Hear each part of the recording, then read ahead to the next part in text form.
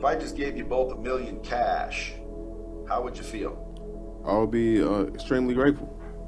Pumped up? Pumped excited? up. Because I know what to do with it, so I will be extremely happy. Would anybody be able to get you in a bad mood for a little while? Absolutely not. Okay, Deanna, would you agree? I would agree 100%. I'll be walking on cloud nine. Okay, now pay it on cloud nine, right? Yep. Now listen, because this is big. If I had a bomb button, I'd press it. You ready? Yep. Mm-hmm. If I said I'll give you the $1 million, matter of fact, I made it 10 million. Okay. But you couldn't wake up tomorrow. You're done. Would you take it? Absolutely not. Okay, so what you're both saying is that just waking up tomorrow is worth more than $10 million. That's hell of a perspective, and yep, it is. Yeah. It is worth it. Then why ain't you feeling that way every damn time you wake up? Holy shit. Wow. Think about that. Damn, no, but that's a hell of a perspective. I never looked at it that way. Guys, we woke up. It's going to be a good day. The question is how good is it going to get? Right. And if it doesn't get as good as we want, guess what? Hopefully we wake up the next day. And oh my God, I get another one? Holy moly, I get to try some more. It's going to happen this day. And eventually, man, one will when you have that attitude. When you have that attitude of gratitude and you're willing to put in the work. I can't go back. I can't go back to talking to people who don't have a higher level of consciousness. I cannot simply talk about boring shit anymore. I want to talk about like what's going to happen when we die. Where do we go? I want to know more, but ask me what my favorite color is.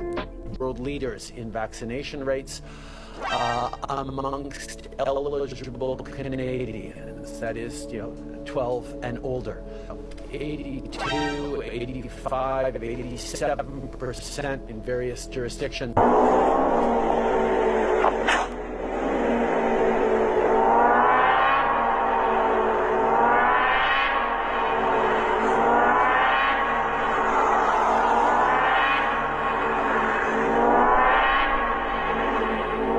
I know you've seen that video of the girl in the military talking about how when she turns her weapon on us, we become her enemy. Understand that if active duty military actually get deployed within the United States, that weapon is not just pointed at other people, other countries. It's pointed at you. If you do not get in your house when I tell you to, you become the enemy. Martial law, where your rights get curtailed. You don't have all those same freedoms that the Constitution guarantees. Here's your response, chick. You haven't thought this shit through. Let's start from the beginning. How many people in the military do you think are going to be on board with turning their guns on their own citizens? Huh? How many? So, how many do you lose right off the get-go? Let's not talk about how the entirety of the military is maximum 2.5 million people at the max. You'd be going up against a bare minimum of 20 million gun owners. Bare minimum, and I'm being way low. Let's keep it real. It's much more than that. Next. You think you can use your missiles? Your tanks? Your rockets? Rip through our houses with a 50 cal lady? No, there are rules against this. Our own military is fighting people who saw people's heads off on camera, and we can't use that shit on them. There are rules of engagement, bitch. As soon as the United States military starts sawing its citizens in halves with 50 cals and missiles, our enemies are raining hell on us, and the whole world stage turns. That's not happening. So it's your gun versus mine. How many did you bring? Because we brought more. Third, you think it's just going to be a gunfight? Bro, bitch, this is guerrilla warfare. We have millions and millions and millions of people. We're talking railroad tracks being destroyed. We're talking gas tanks being destroyed. Gas stations done for. We're talking finding out where we store shit. Where do you store your Humvees and your M? We're talking setting them buildings on fire. Like, come on, bro. We're talking finding the airports. We're talking sabotaging all types of shit. We're talking getting farmers, lighting crops on fire. We're talking about the destruction of the fucking country. Because the moment the military turns on us, we turn on them. And the moment that happens, this country's fucked anyways. So you think we're just gonna let it just be a simple little gunfight where a big dick military beats us? We'll destroy this fucking country, burn it to the fucking ground to start over and do it the right way.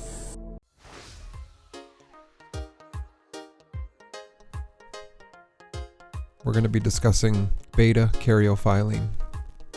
The health benefits can be found anti-cancer, stress relief, anti-inflammatory, brain function, and pain relief.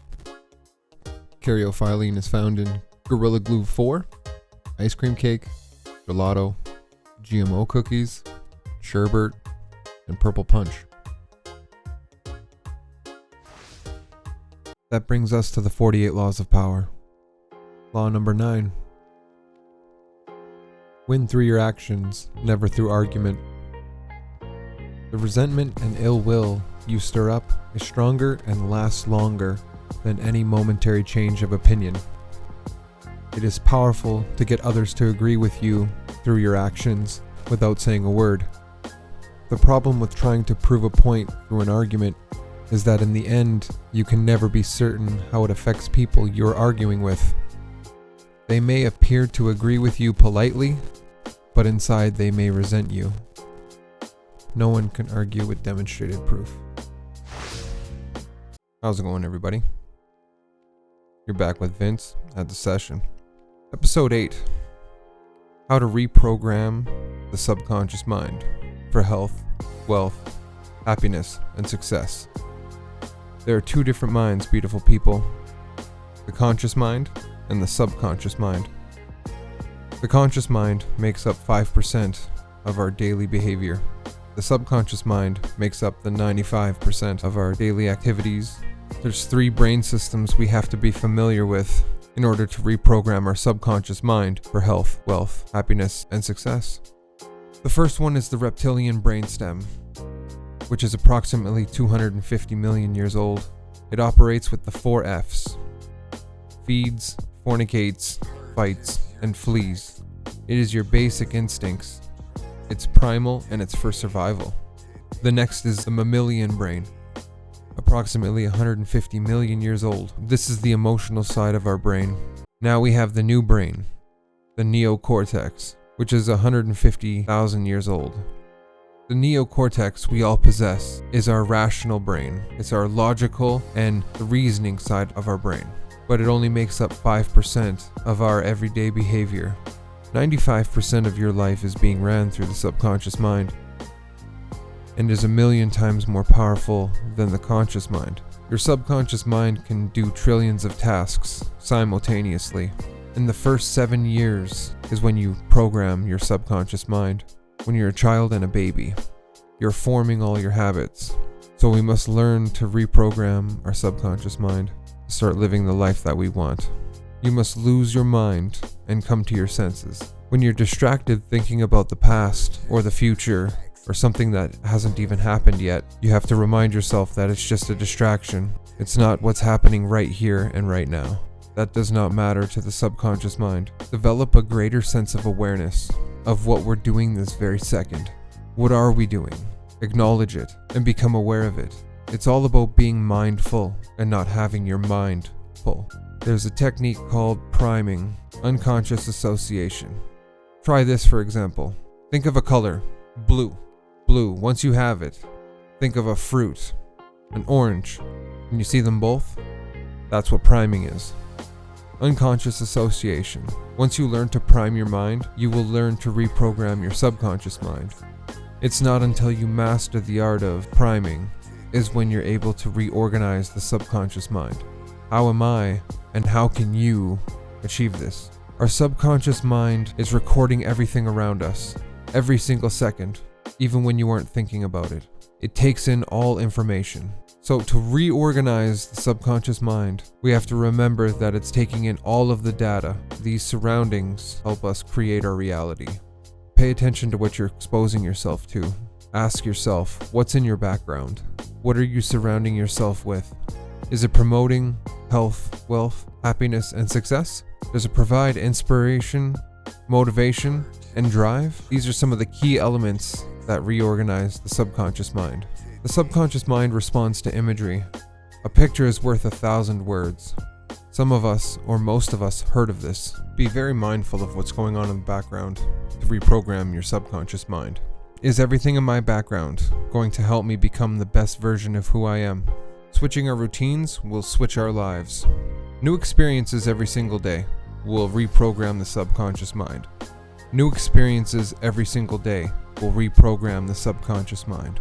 Realize that your perception of how you view the world affects your subconscious mind. If you see the world as a scary and terrible place, your subconscious mind will tell you, okay, be scared of everything.